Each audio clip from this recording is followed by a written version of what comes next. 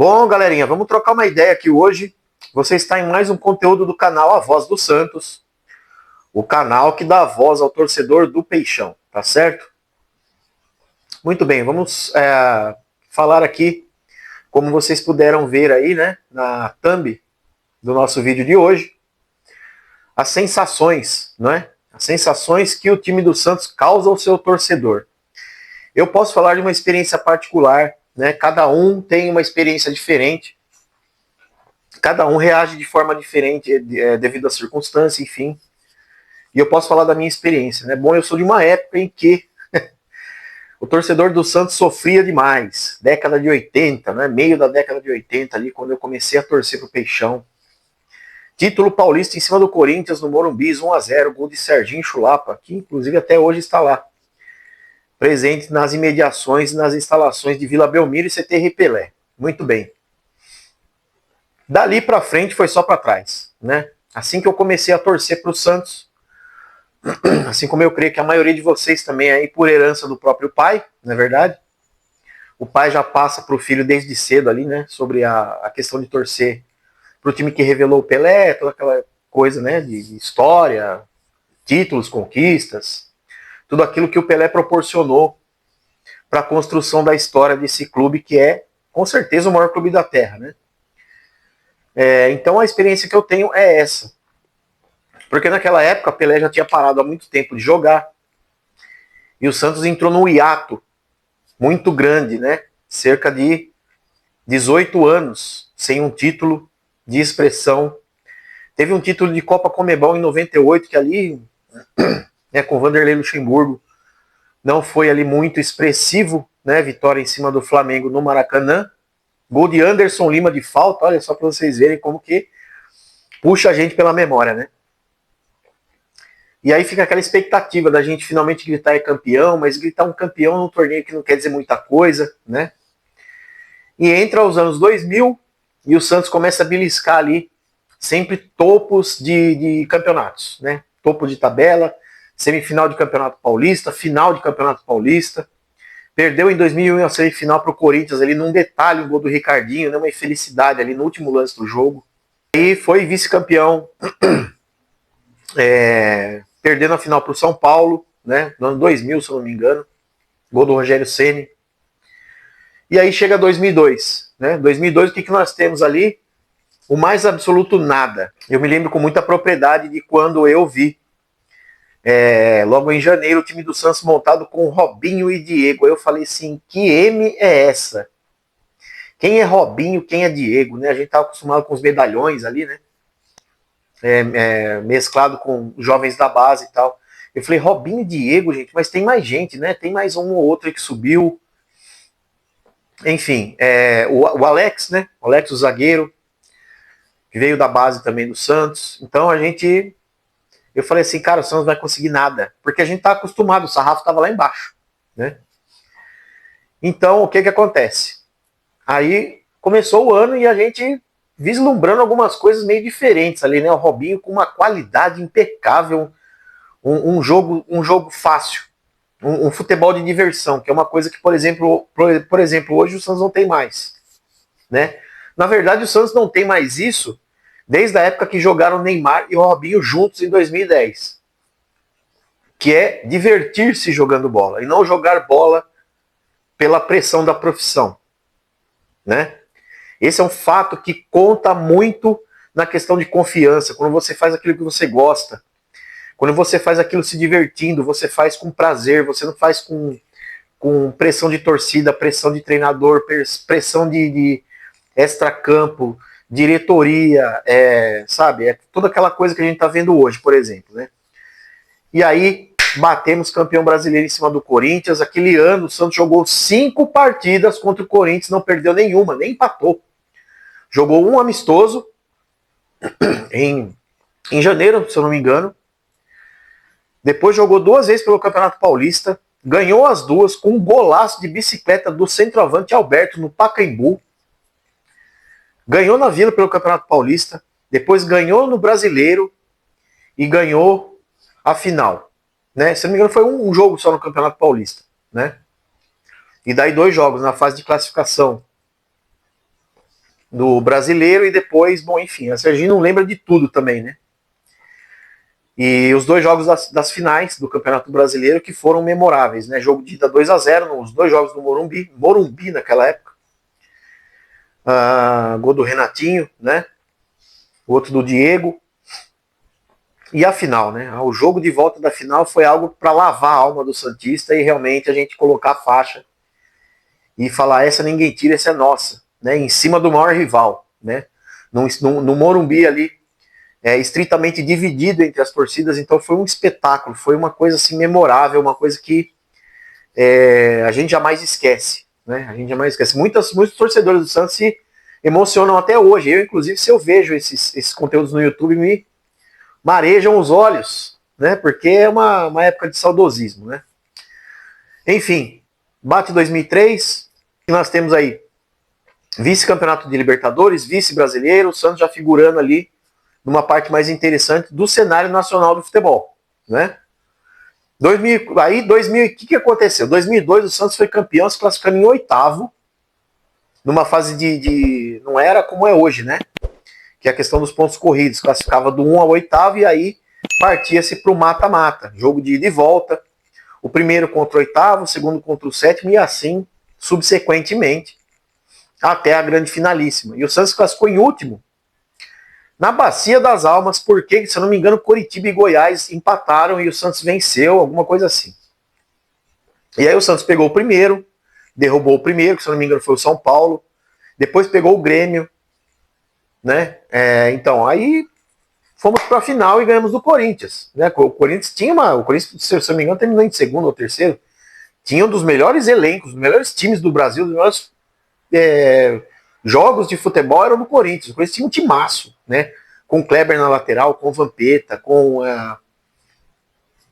o Anderson na zaga, né? Então, assim, e era dirigido pelo Carlos Alberto Parreira, né? E o Leão, que era o treinador do Santos, descobriu essa molecada. Enfim, passando para 2013, o que aconteceu? Eles viram essa mudança, essa disparidade, né? Como que pode o último colocado ali ser campeão? Porque cresceu na fase mais aguda da competição, que são as fases finais. Mudaram o formato de 2002 para 2003, como ele é hoje, por pontos corridos. E o Santos só não foi campeão brasileiro em 2003 porque o Cruzeiro tinha aquele timaço com o Alex, né? O Alex Cabeção lá, jogou na Turquia, jogou no Palmeiras, foi ídolo no Palmeiras, enfim. E o Santos bateu vice-campeão, né? Terminou, acho que 6 pontos só atrás do Cruzeiro, e vice-campeão da Libertadores, perdeu para o Boca Juniors no Morumbi, né? Enfim, a gente já estava começando a vislumbrar um patamar. 2004, continua, pontos corridos, e o Santos está ali, duelando com o Atlético Paranaense até a penúltima rodada, quando o Atlético não conseguiu pontuar e o Santos venceu, não é? E o Santos passou 2 ou 3 pontos à frente do Atlético Paranaense, ou seja, o jogo final, que era contra o Vasco, mando do Santos, se o Santos vencesse, seria campeão brasileiro. E aí o Santos me direciona a partida para São José do Rio Preto, no estádio do Finado América. Finado com todo respeito, que, né, praticamente está fechando as portas aí, se é que já não fechou. Um estádio que era não era uma arena, não tinha ares, não tinha ambiente de uma arena de futebol. Era como se fosse um coliseu, sabe? Aquilo era monstruoso, né? Aquele mar branco, a torcida do Santos, assim, de todo quanto é lugar, de tudo quanto é... para ver aquilo que nós vimos, que com um gol de falta do Ricardinho e um gol de cabeça do Elano, ainda o Santos ainda tomou um gol, sagrou-se campeão brasileiro em 2004. Aí sim, né, a gente começa a falar assim, não, agora sim, né, agora tá cravado ali que o Santos realmente tá proporcionando para o seu torcedor aquilo que o torcedor sempre buscou. Porque futebol a gente sabe que é momento. Né? Isso que o Santos está passando hoje, por exemplo, vai acabar um dia. O Santos vai voltar a figurar novamente no topo do cenário nacional. Só que isso leva um certo tempo. Né? E eu vou dizer já por que eu penso isso. Tá?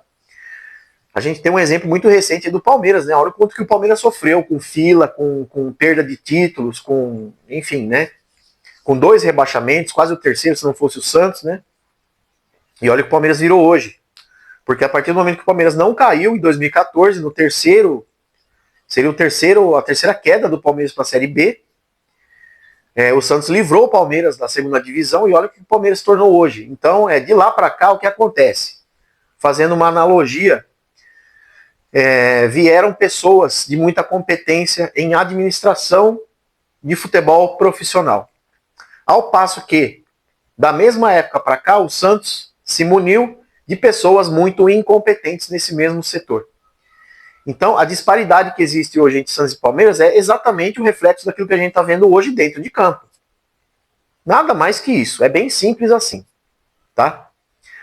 O Santos teve presidentes ridículos, com gerentes ridículos, que todos eles tomaram péssimas decisões, fizeram péssimas contratações, torraram o dinheiro de venda de Neymar, de venda de Rodrigo, de venda de Ganso, enfim. O torcedor, a história toda o torcedor já sabe. Né?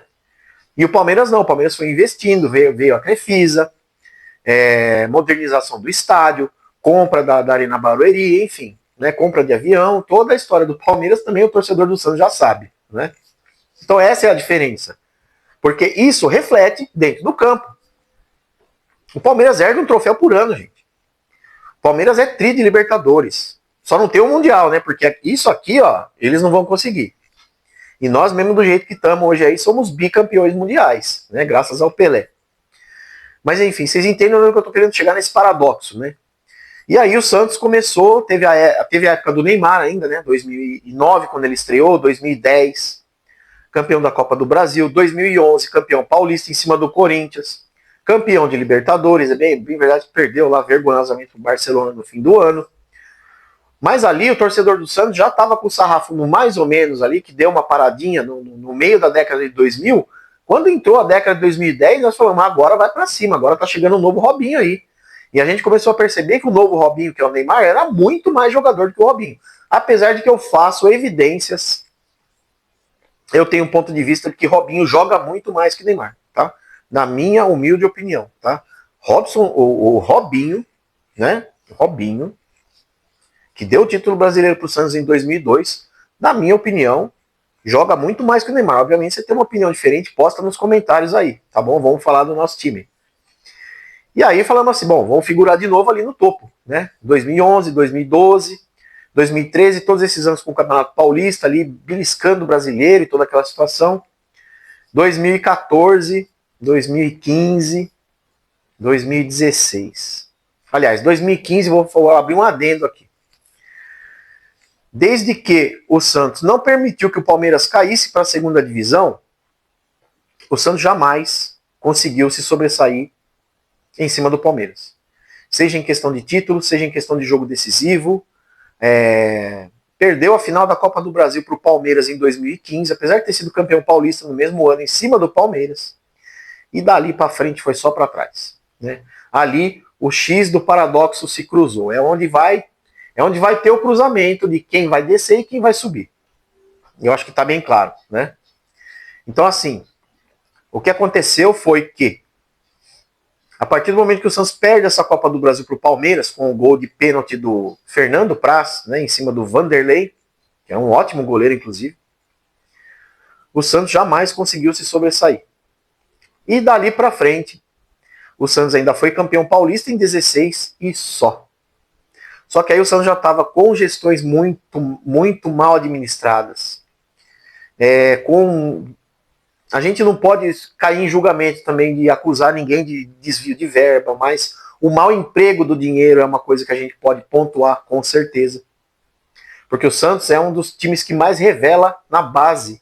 E um dos times que mais vendeu na década jogadores de base. Até mais do que o Palmeiras em termos de valores. Tá? Não em termos de jogadores, né? Na década, o Santos tem aí, não nessa, né? Naquela de entre 15 e 25 aí, 10 anos. O Santos quem mais vendeu os jogadores, em termos de valor. E onde foi parar esse dinheiro? Hoje o Santos depende de uma SAF, para não fechar as portas. Vamos ser bem honestos aqui. Depende de uma SAF. E de onde vai vir esse dinheiro? O Santos continua contratando, continua não pagando. Tem clubes que não confiam de fazer negócio com o Santos, como foi o caso do Huachipato do Chile, na questão lá do Felipe Loyola. Depois, antes, teve a questão lá também do Soteldo. E a gente só viu que o negócio começou a degringolar. Até que o Santos começou na década de 20, 2020 começar a namorar rebaixamentos, que é uma coisa que o torcedor não está acostumado, ou não estava até então, né? 21 quase bateu o rebaixamento do Paulista. 22 quase bateu o rebaixamento no Paulista, quase bateu o rebaixamento do Brasileiro, aí veio 2023. Não vou nem prosseguir muito, tá? Após isso, nós tivemos aí a reeleição, ou retorno, como vocês queiram, do Marcelo Teixeira, que colocou no coração do santista uma esperança renovada de que o Santos pudesse voltar a figurar onde deveria estar, né? E não conseguiu, muito pelo contrário. Foi só ladeira abaixo. Então a gente consegue precisar para vocês com a mais absoluta certeza de que o que nós vemos hoje, eu até poderia fazer algum comentário aqui de pós-jogo do Recoleta, do Cuenca, a derrota para o Flamengo, vai ter o jogo do Fluminense, teve conversa do Cuca com os jogadores, vai ter uma reação, entendeu? Porque a conversa foi bem severa, até onde foram colhidas as informações. Mas a gente não tem muita certeza, né? O Santista hoje vive de lampejos. É uma vitória contra o Noroeste, é uma vitória contra o Velo Clube, é uma vitória contra o Vasco sem treinador, é uma vitória contra o Atlético Mineiro, só que isso engana o torcedor. Isso engana demais o torcedor, porque sempre o próximo jogo é uma tragédia. A gente não tem muito para onde correr. O que a gente tem que fazer é que o conteúdo das pessoas que cobrem o Santos Futebol Clube chegue onde tem que chegar, que é mexer lá dentro, mexer lá no vespeiro. Cutucar a ferida até sangrar, expurgar toda a sujeira que tem lá de dentro e o Santos recomeçar. Seja como for, com dinheiro, sem dinheiro, com SAF, sem SAF, com arena, sem arena, não importa. Porque o Santos é um time que parou no tempo. Muito por conta dessas gestões que eu acabei de mencionar. Agora falando um pouquinho para vocês sobre conteúdo, o que acontece? Eu, como experiência pessoal, relutei durante 2 anos para começar o canal A Voz do Santos, o canal que dá voz ao torcedor do Peixão. Porque eu queria que a minha voz fosse ouvida. Até a ideia do canal nem era ter esse nome, né? Mas embora eu tivesse feito algumas pesquisas de ordem tecnológica, né? Foi me sugerido esse nome que caiu como uma luva. Graças a Deus aí a adesão ao canal tá ótima, né? Para o patamar que nós estamos hoje. E aí, eu comecei a pensar, bom, gente, apesar de eu ver que em 2025 o Santos está trilhando os mesmos caminhos de 23 para cair novamente, é agora a hora de fazer o canal. Isso já tem 1 ano. Tá certo? 11 meses, né? Mês que vem, mês de maio, nós completamos 1 ano de canal A Voz do Santos. Então, assim, eu vou ter que expor a minha imagem. Eu vou ter que... Obviamente que todo começo é complicado, não é tudo aquilo que a gente espera, não é o que vocês esperam, mas a gente quer trazer conteúdo, quer trazer informação, quer munir vocês de informações, porque eu buscava muito isso no YouTube, que é a plataforma aqui no caso, tá bom? Aí eu falei, como eu vou fazer isso? Né? A minha oratória é péssima, eu não sou uma pessoa de falar muito bem, eu não sou uma pessoa de me expressar muito bem, eu cometo muitos erros, mas quem não os comete, não é verdade? Então vamos para cima. Seja o que Deus quiser e vamos fazer do jeito que dá, sendo isso que vocês estão vendo. Porque eu não tenho edições poderosas, eu não tenho equipamentos maravilhosos aqui no canal. Eu gostaria de ter uma câmera 4K, um microfone, né? Eu queria ter, por exemplo, a produção que tem o Musset. Nossa, você olha, vê os vídeos do Musset, é um tapa na cara da sociedade. Né? O supra-sumo da tecnologia. E, pô, o conteúdo do cara é muito top. Por falar em Musset, o que aconteceu? Eu vou abrir um adendo aqui porque eu disse que faria isso e estou fazendo no momento. Eu sou muito fã já há algum tempo do canal da nossa querida Gabriela Brino, tá? A Gabi, que faz ali a cobertura no canal dela, que é o Setorista da Vila, tá certo? E ela postou um vídeo essa semana dizendo sobre justamente isso que eu acabei de falar, né? É a questão de você chegar num determinado momento, é lógico que o cenário dela, o contexto dela, que ela colocou no vídeo, inclusive tem aí, né, no YouTube, no canal dela, lá nos vídeos mais atuais, até anteontem vocês vão conseguir visualizar um vídeo curtinho ali de 5 minutos. O contexto dela é muito diferente do meu, por exemplo, mas assistindo aquele vídeo, eu me sensibilizei de uma forma, porque eu disse, gente, é a primeira pessoa que eu vejo falando exatamente aquilo que eu sempre senti fazendo no canal. E não tinha encontrado ainda esse tipo de conteúdo. E eu assisti por acaso. Porque a Gabi é o seguinte, a história, resumindo bem rapidamente a história da Gabi, é assim, é a pessoa que vive com o Lucas Mussetti, tá? Então, assim, ela sempre teve o canal dela, o Setorista da Vila, e o Mussetti relutou muito. Ele sempre foi muito reservado, sempre foi muito mais focado nas partes de cobertura do Santos ali no UOL, né? No GE, não, eu não lembro onde que ele fazia antes.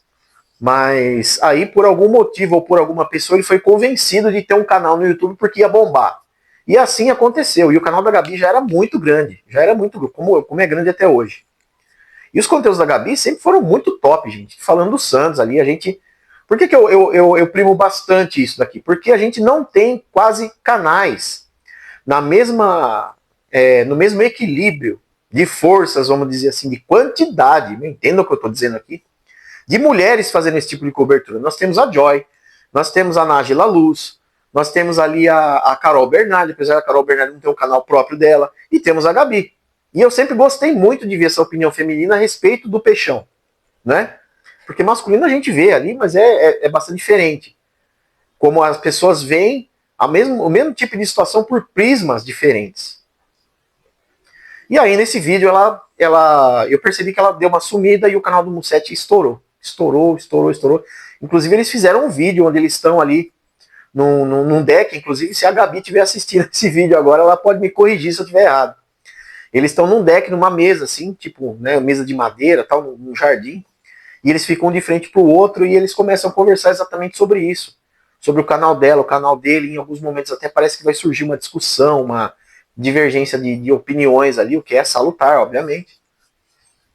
E aí aquilo me deu um gatilho. Eu falei, gente, o Mussetti engoliu a Gabi, cara. Engoliu no sentido de cobertura esportiva do Santos Futebol Clube. E o canal dele, gente, estourou. Vocês podem ver aí, é um dos maiores canais que cobrem o Santos Futebol Clube. Então a minha intenção aqui com esse vídeo não é puxar a sardinha pra brasa de ninguém, com o perdão do trocadilho, ou falar de um ou falar de outro, falar que esse é ruim, aquele é bom. Mas o conteúdo da Gabi me sensibilizou porque ela ficou num hiato muito grande e hoje e essa semana ela desabafou. Ela disse que ela estava em dúvida, né? De muitas vezes achar que ela não era boa o suficiente para trazer conteúdo que a gente busca. E eu muitas vezes me senti assim também. Muitas vezes eu pensei em parar. Até hoje eu penso em parar de vez em quando. Porque é muito cansativo, gente. É muito exaustivo. Ainda mais no meu caso, eu não sou um jornalista, eu não sou por profissão. Eu sou um profissional de tecnologia da informação, não tenho nada a ver com jornalismo. E vim aqui botar a minha imagem, botar a minha cara, né? Eu sei que nem todo conteúdo é agradável aqui de assistir. Que muitas pessoas colocam no vídeo e passa batido, né? Absolutamente normal. Inclusive eu peço para você, se esse conteúdo não é do seu interesse, não se inscreva, não dê like, não nada, entendeu? Eu não tô aqui para isso, eu tô aqui por um outro motivo que eu já expliquei muitas vezes no canal. Se vocês quiserem, façam um outro vídeo só disso, tá? E aí eu falei, putz, cara, e aí ela falou assim, depois de um hiato tal, eu não sei o que lá, e aquilo me sensibilizou de uma forma que eu postei um comentário no vídeo dela, justamente tentando resumir de uma forma muito breve ali, tudo aquilo que eu me identifiquei com o conteúdo daquela postagem dela no vídeo. E ela me respondeu, né? Vocês podem conferir ali que tem uma resposta dela no vídeo, no comentário que eu fiz lá. Então, assim, procurei dar força. Falei que, Gabi, não é fácil e tal, é difícil. Já é difícil fazer conteúdo no YouTube, né? Se eu for falar de Hello Kitty aqui, vai ser difícil, né? Se eu for fazer um canal dark, vai ser difícil porque toma tempo, você tem que ficar se desdobrando em cima de edição. Então, como eu sou um profissional que eu não tenho isso como carro-chefe na minha vida, para efeito de renda familiar, eu não tenho nem renda no YouTube, o canal aqui não é monetizado, né? Mas será em breve um canal muito grande. Escrevam o que eu estou dizendo aí para um dia vocês me cobrarem. Então eu tenho que dispor de um tempo que eu não tenho muitas vezes para vir fazer um vídeo aqui de quase meia hora, 24 minutos já. É óbvio que vai ter uma ediçãozinha ou outra, um cortezinho aí, mas vai estar mais ou menos por esse tempo. E explicar isso aí para vocês, entendeu? Então assim, não é fácil, gente. Não é fácil ter canal, não é fácil correr atrás de notícia, não é fácil ter fontes. Apesar de que eu não tenho as mesmas fontes que o jornalista tem, por exemplo, o jornalista ele só está focado naquilo. Eu não, eu tenho outras coisas para fazer na minha vida, tá certo? E vou abrir um parênteses muito de confissão aqui para vocês, tá? Quando o Santos tomou o gol de empate do Recoleta, na Vila Belmiro com um pênalti esdrúxulo do Luan Pérez, eu desliguei a TV e fui dormir. Porque eu percebi assim, gente, a minha saúde mental não vai aguentar. Não vai aguentar. E eu preciso acordar muito cedo amanhã para trabalhar. E foi a melhor coisa que eu fiz. Porque quando eu acordei, que eu vi que tinha sido 1-1, aí... Bom, vocês entendem, né? Obviamente que todo torcedor do Santos também tem essa... Talvez não tenha a mesma coragem, né? De desligar a TV no jogo do Peixão e dormir, mas eu tive. Porque eu precisei. Porque senão, se eu não me preservar, não vai durar muito tempo. Né? A gente já não é mais nem um jovenzinho, na é verdade? Enfim, eu queria passar todo esse conteúdo para vocês aqui. Deixar o meu grande abraço, o meu beijo no coração da Gabi, do Mussete também. É um casal maravilhoso, tá? Então não tem que ter nenhum tipo de competição entre os dois, tem que ter uma agregação. Um tem que agregar para o outro, embora cada um tenha o seu próprio canal. Pô, faz conteúdo junto, cara. Sabe? Eles têm bastante conteúdo junto também, mas deram uma parada. E persistam, né? Principalmente você, Gabi. Eu gosto muito do seu trabalho. Eu sou admirador, sou fã do seu trabalho. Tá? Aprendi muito a gostar de cobertura de conteúdo do Santos por sua causa. Tá? Não tô aqui rasgando a seda assim a Vera, não. Tá? É por conhecimento de causa. Tá? Suas participações na live do trio, quando eu acompanhava, que eu ainda estava sem emprego. Hoje em dia não tenho a menor condição mais, porque eu tenho meu tempo muito, né? Graças a Deus, louvado seja nosso Senhor, que meu tempo hoje é muito escasso. Até para fazer conteúdo aqui. Mas eu me predispus a fazer isso porque foi uma coisa que eu prometi fazer. Inclusive está lá no comentário do vídeo da Gabi. Tá bom, galera? Agora, para nós, torcedores, resta a esperança de que realmente o jogo contra o Fluminense seja aquilo que foi conversado entre os jogadores e o Cuca, e que o Santos realmente consiga engrenar, até que tudo se resolva, né? Mais tempo, menos tempo, o trem volta nos trilhos como deveria ser. Beleza, galera? Para você que teve coragem de me acompanhar por meia hora neste vídeo, ou quase meia hora, o meu muito obrigado, o meu beijo no coração de todos vocês. Fiquem todos com Deus. Até o próximo conteúdo.